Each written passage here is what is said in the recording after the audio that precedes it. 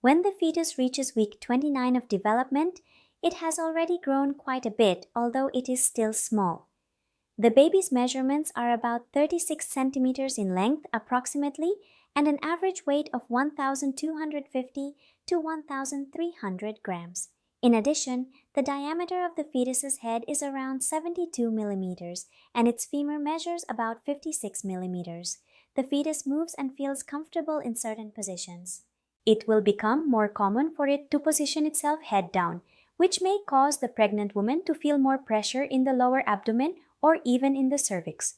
The baby's lungs and muscles continue their maturation and development. Additionally, there is an increase in head size so that the brain can continue its development. At this stage of pregnancy, gum formation is also possible. The eyelids of the fetus open and close and eye movement occurs. Its skeleton is hardening. Other changes in the baby that take place in week 29 of pregnancy are the formation of red blood cells shifts from the spleen to the bone marrow. If the fetus is male, the testicles descend into the scrotum. The skin becomes pinker and smoother. The amount of vernix caseosa increases. Finally, the development of the immune system continues. The amount of antibodies transferred from the mother to the fetus through the placenta is increasing.